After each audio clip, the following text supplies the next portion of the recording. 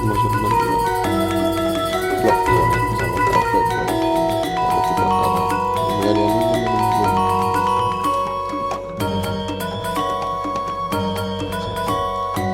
Wes, Bob, yuk. 3, 2, 1.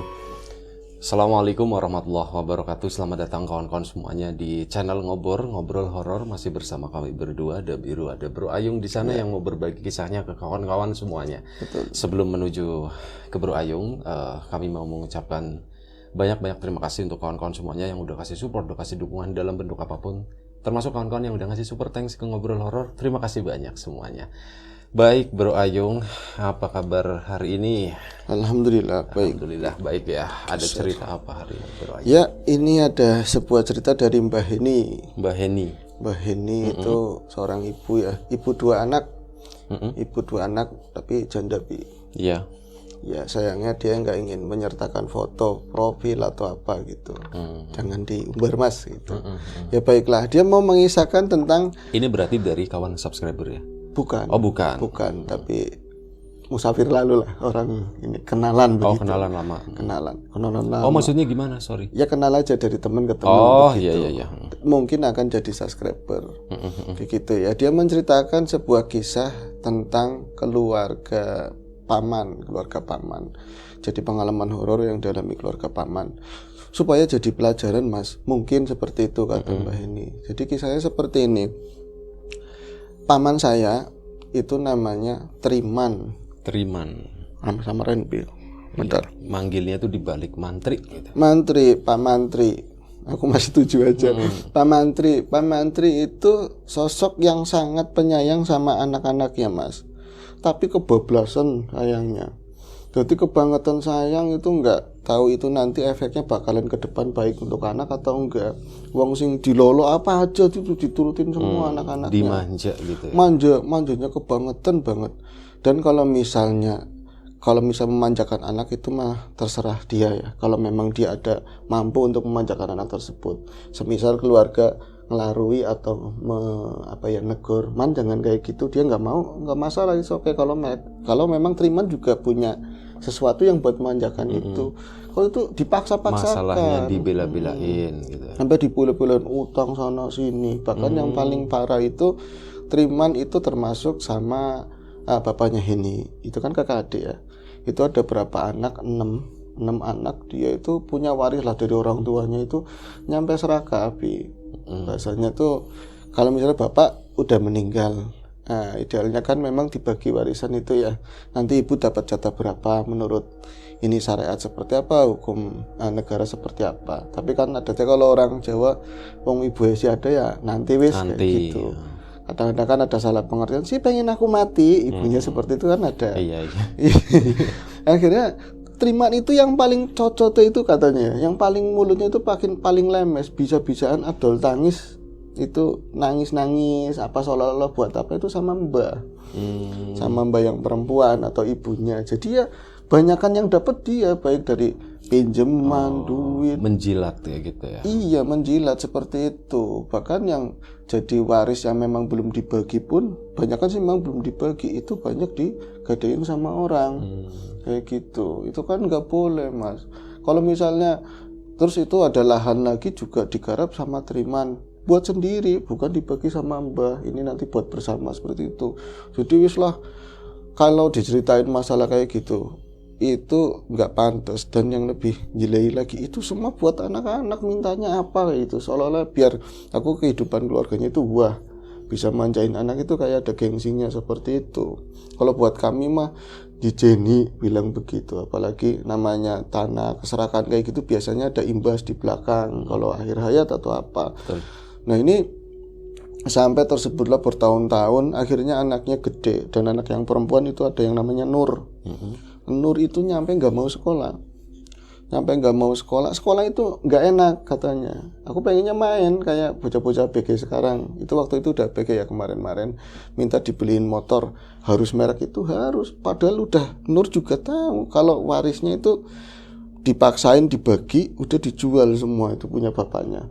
Utang di bank juga banyak, utang sama orang banyak. Tapi kudu ya yang aneh ya Triman kayak gitu. Mau aja. Mau aja gimana caranya sampai ngemis-ngemis ke orang kayak gitu minta dipinjemin.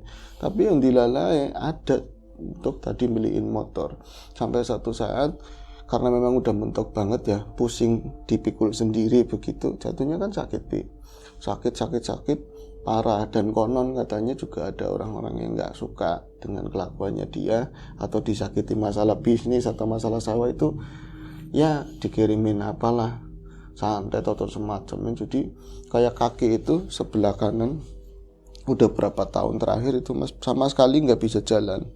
Jadi yang tadinya kakinya orang kan normal gitu ya, kalau misalnya ada rada bengkok sedikit itu lumrah kaki. Kalau itu udah satunya kayak busuk berbau gitu ya, tapi ini jadi lebih kayak gitu, lebih bengkok dua-duanya begitu. Jadi jalannya emang susah, sampai jalannya susah banget. Diobatin ke sana sini, banyak kan mereka nyerah yang ngobatin. Dan katanya sih satu petunjuk, mergo kelakuannya dewek, karena kelakuannya sendiri. Akhirnya itu sampai bulan-bulan kemarin itu, beberapa bulan kemarin itu meninggal. Kalau idealnya, kalau yang indah itu orang tua meninggal terus mewariskan satu ya hal baik yang bisa dikenang, ilmu baik, terus tadi ya mewariskan tanah atau misalnya harta yang buat anak-anaknya. Itu mah nomor 2 sih Mas. Tapi ini meninggalkan nomor 2 tapi yang utama gitu. Banyak kan utama alih-alih ilmu gampang dicari di mana aja, sampai tua wajib. Betul. Tapi yang namanya harta itu susah. Itu harta nggak didapat, ilmunya ilmu kemanjaan. Akhirnya apa? Ya kayak gitu, yang ditinggalkan utang, ternyata keluarga yang itu nggak tahu itu nyampe 120 juta. Itu gede banget untuk orang kampung dengan tanpa usaha. Untuk orang kota juga gede bro. Gede. Bentar, apa sih Bil? Ya, di depan tadi ada ini ya lemper sama apa gitu ya, nyelat ada jajanan. Jadi ada irisan yang terlalu besar begitu ya. Katanya kan nggak boleh dimakan kalau yang di gigi buat manjang-manjangin durasi.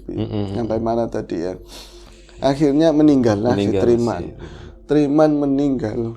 Sampai bapak saya itu memohon-mohon sama orang, tolong teka. Dia sendiri di mik musola yang biasanya tadi kan ada marbot yang ngomongin Assalamualaikum biasanya berapa kali, nanti namanya diumumin gak jelas. Kalau itu jelas banget. Wong bapak sering ada ngomong, Pak kalau ngomong namanya itu yang jelas. Saya tak wanti-wanti, saya dengerin. Bapak malah request tulung pada teka. Tulung pada teka itu tulung pada hadir. Pada males-malesan nyampe mayit itu udah ditutupin kain ya, kain jarit udah ditaruh di ruang depan, bukan di pelataran ya, tapi di ruang depan, ruang tamu lah situ. Itu cuman baru datang itu anak yang di situ ya, apa ada istri itu udah nggak nangis, kayak udah lila lah, udah mati aja kayak gitu. Cuman ya bebannya utangnya banyak begitu loh. Sama si tadi Nur kayak nggak ada perasaan kehilangan bapak atau apa, nangis awalnya toh memang sih bagus, cuman kayak cuek, bodo amat HP-an terus.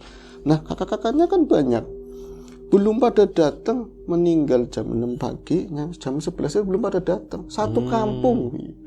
Satu kampung. Kalau misalnya hatta mereka itu kerja pun terus bisa izin. Apalagi sekarang udah ada handphone, di telepon nih bapak meninggal, semalam juga kelabakan, gak mati-mati bahasanya begitu ya. Belum ada yang datang. Itu anaknya sendiri, apalagi tetangga, males-males banget, lebihnya aja nyampe nganggur katanya. Nungguin. Iya, lebihnya kayak berimen, Pak. Itu ngomong sama si tadi ya, ibunya ini apa siapa tadi yang cerita, iya ibunya, ibu bapaknya ini, Bu, coba Pak disusuli, yang layak itu disusuli, dimohon-mohon tolong lah. Itu yang pemuda, terus yang punya kebencian hebat sama si Triman nggak bakalan datang. Tapi pemuda-pemuda kan di situ ada Karang Taruna. Masalahnya apa sih sebenarnya sama warga? Masalahnya lebih ke cangkem pimul. Jadi dia tuh selalu ngurusin orang, urusan orang itu diomong. Dan menurut pendapatnya dia sendiri gitu, jeblak. Kalau ada bocah bawa cewek ini gitu kan. Tapi kalau anaknya sendiri nggak apa-apa, bebas. Nah itu akhirnya semakin siang untuk kata bapak saya, wong saya kan waktu itu wirawiri ya Mas, ngurusin bagian belakang, nggak terlalu ngeliat ke depan. Itu ada keluarga, itu yang jelas keluarga kan keluarga gede, lumayan banyak, tapi laki-lakinya kan banyak kan udah meninggal. Terus yang lain pada kuliah keluar kota. itu ya males gak mau pulang Bi, gak mau pulang. Itu yang meninggal watriman atau mantriman. Akhirnya apa, tetangga-tangga itu yang penting kayaknya udah bisa buat gontong mayit, nyampe ada yang kalau misalnya buat ini ya lubang makam itu kan dibayar, itu mah tetap aja ada yang gali. Akhirnya prosesi itu selesai juga, singkat cerita seperti itu. Tahlilan bisa sepi nyenyet, wong bulu Mas, orang 8 orang. Itu kan miris banget Bi. Orang 8, besoknya itu orang 7, orang 5, terus 8 lagi itu karena bapak nyusulin. Kadang-kadang nyampe enak tega, nyampe ngeselin duit, pisangin nggak senengnya sama si Triman. Akhirnya kan di situ istrinya tangisan terus.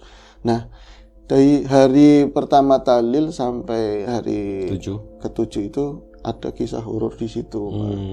Jadi itu kan banyak kan emak saya nemenin sepupu lah, nemenin sama-sama apa sih istri namanya sama-sama ipar ya? Ipar, sama-sama ipar lah nguatin kayak gitu. Tapi emak saya ya pusing ngomong ceritanya utang yang sabar ya gitu. Sabar. Iya, yang biasa toh. Sabar yuk, sampean ngomong sabar percuma kayak gitu. Butuhnya kayak kiye, butuhnya ini. Wong utangnya tuh banyak banget, sampean ada apa enggak? Ari 20 tanah, kalau 20 100.000 ada, 120 juta sih ngendi dari mana? Tanah saya jatahnya buat kamu aja tetap aja nggak bakalan bisa nutup, wong sebidang tok sepetak tok. Primen ya pusing, minta keringanan ke bank, kata orangnya udah meninggal, tapi nggak bisa tetapi harus diwariskan lah seperti itu. Kalau misalnya rumah angsuran mungkin meninggal selesai ya kayak gitu, nggak tahu sih aku mekanismenya. Tapi satu malam pertama, malam kedua, malam ketiga, malam pertama, malam kedua itu nggak ada kejadian apapun. Pas malam ketiga berarti ibunya ini yang ngalamin. Wong kepaten, banyak orang kepaten itu ketinggalan orang meninggal. Biasanya itu rame, keluarga itu rame. Walaupun kayak apa ya, ada yang berangkat lagi ke Jakarta, ada yang aktivitas, tetap aja tetangga itu pada melas, ngeramein lah di situ. Apalagi kan upeti banyak Bi, ada rokok ya, kopi tinggal bikin. Sepi nganggring katanya, sepi banget. Wong emak saya aja wirawiri telepon, Hen, kon mana ya kenal, kamu kesini nemenin gimana? Saya juga punya anak kayak gitu kan. Anak saya sama orang mati takut banget. Iya ya, primen sih mak, kenapa emang?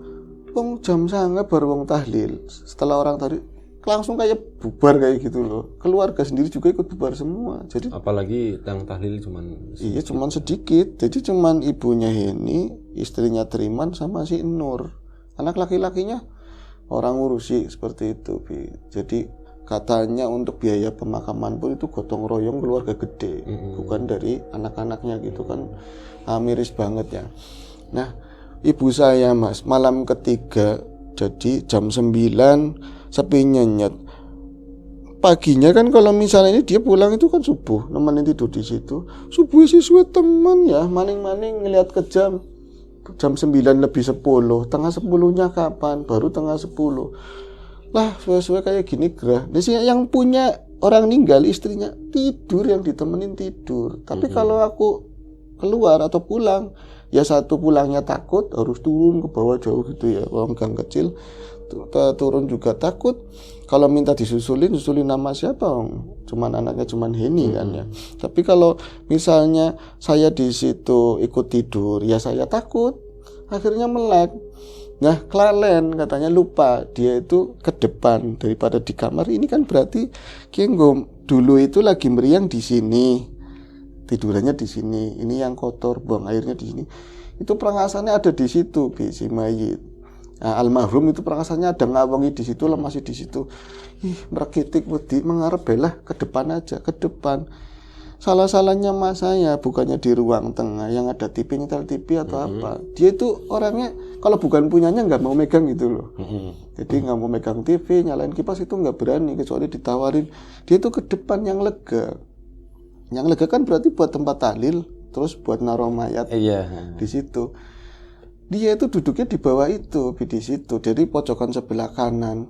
Wis lah ning kene bae, selonjor kakinya ditumpuk satu begitu ya. Nginang orang sana nginang Bi. Udah tua ya? Udah tua, nginang. Kayaknya kecuh. Ya siapa ya mangkok nggo apa? Ada mangkok. Jadi mangkok yang buat alas. Buat alas kaki keranda ya. Alas kaki keranda itu kan biar nggak disemutin katanya ya. Itu kan ada airnya begitu ya.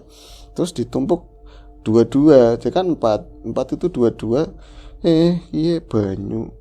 Daripada ngoleti plastik, cari plastik itu susah. Kinang kan harus ada yang dibuang. Ceplok. Kalau di situ penak, cuk kayak gitu. Ke sisi ke gini kan. Aja ning kono yuk, ada suara kayak gitu. Jangan di situ yuk. Ngomong siapa ya? Perengasane nyong dok, perengasane aku dok. Lagi kayaknya kadang-kadang jajan-jajannya sisa itu kan belum diberesin. Kopinya siapa tuh? Polin ya. Kopi bekasan. Jadi ada, ya mungkin ada yang nungguin sebentar tukang son atau apa gitu diminum. Nginang lagi, kecoh di situ. Yuk aja ning kono. Aduh suara kayak gitu lagi. Ngomong siapa? Itu katanya mama saya. Mama saya pendengarannya udah nggak hebat mas, udah tua. Jadi selalu ngomongin bela diri itu perengasannya saya, cuman rasa-rasa saya aja, nggak ada yang ngomong asli. Itu cuman diangen-angen. Baru kemarin meninggal ya suaranya masih agar di telinga. Iya Dening mati ya. Oh iya mati ya kayak gitu. Baru orang mati bisa ngomong ada suaranya bisa sama dengan saya tanya gitu loh Bi. Ya orang-orang kunak lutung nggak ngerti korin Bi. Ngertinya ya saya tanya. Oroli neng kene jangan di sini itu jangan di sini gitu. Orang jawab nggak jawab berarti kan saya salah dengar.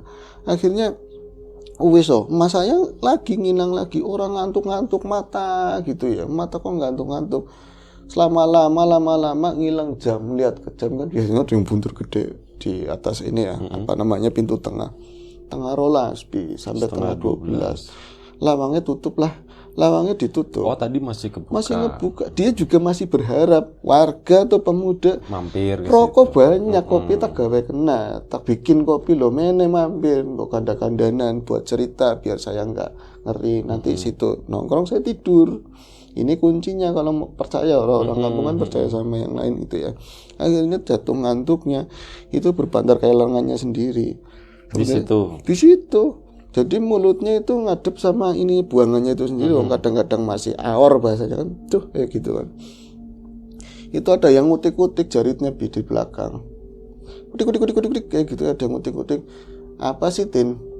Istrinya, artinya iya kok ngalih, nengkane penak di sini itu penak adem. Kalau di tempat di kamarmu itu saya keingat Triman terus, nggak enak. Kalau keingat Triman kan kaya, kamu ngerti sendiri bukan jelek-jelekin ngomong di bahasa Jawa tentunya. Apa? Tin, kon hati apa duduk? Nggak ada suara apapun. Ngomong lagi, aku ngalin jero, nanti aku masuk ke dalam. Padahal emang dari hari Sabtu, hari kedua nggak pernah tidur di kamar, tapi ruang tengah depan TV. TV-nya yang nonton dia gitu kan, Bi. Kalau si Nur kadang-kadang nggak enak juga HP-an di situ. Lah, Mbak ini waktu itu Nurnya gimana?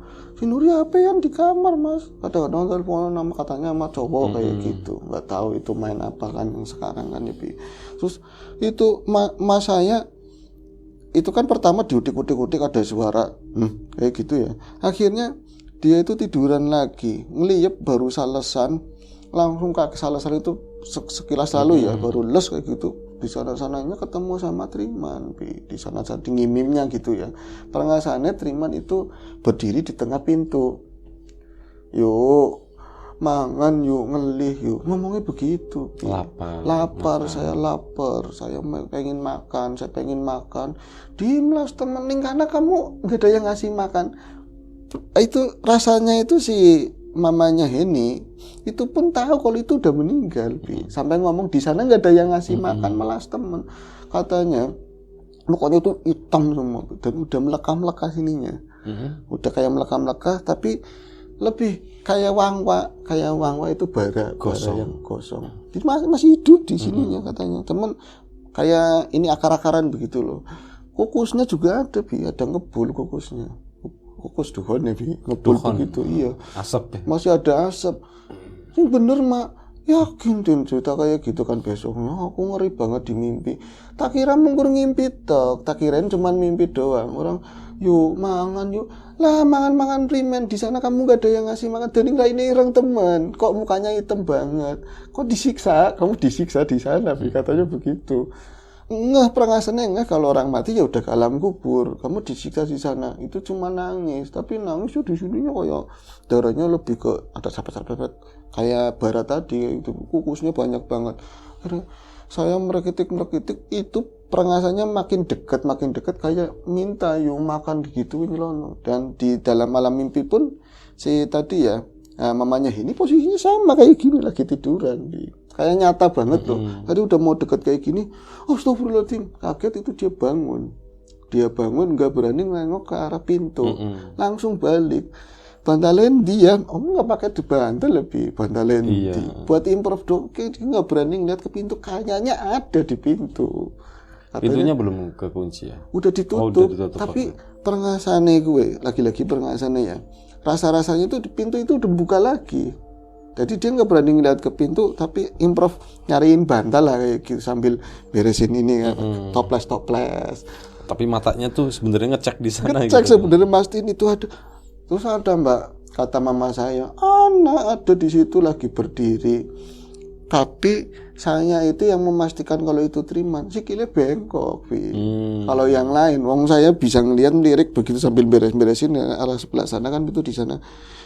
Siapa sih asli ini dalam hati dok merokitik semua.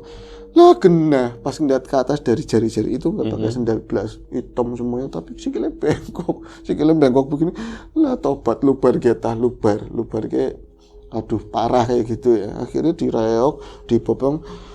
Man balik mana man? Kayak wis dudu mek kan kayak gitu. Man sana pulang, ini bukan rumahmu lagi. Main kuburan man.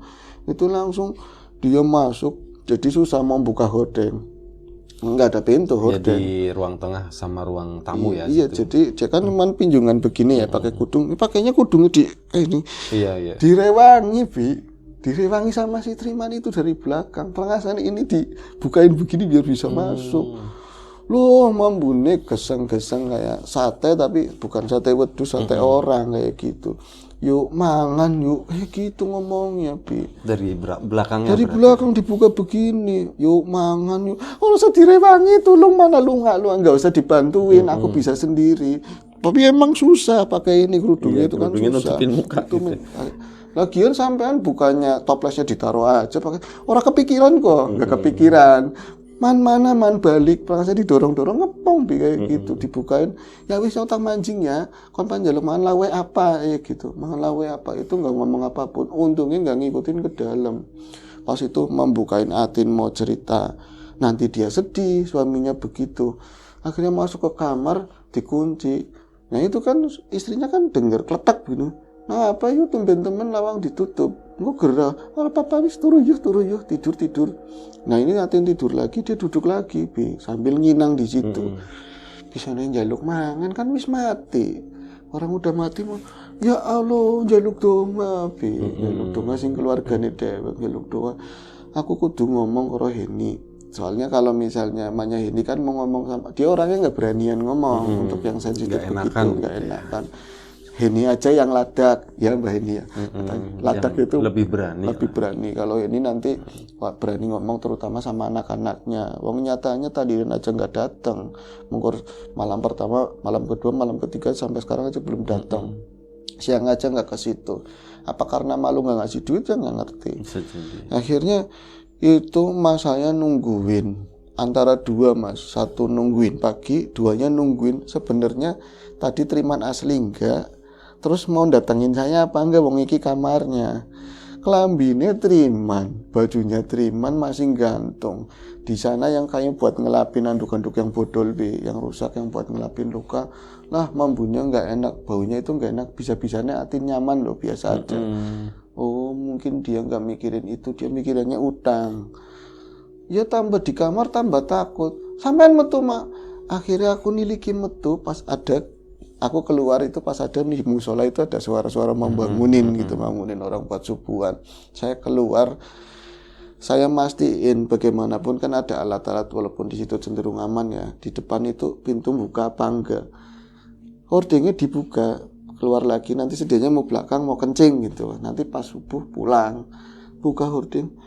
Si Ana si Ana masih ada dan dia posisinya sama berdiri, cuman bukan di tengah pintu ya, agak geseran, jadi separuh tok loh, kalingan tembok.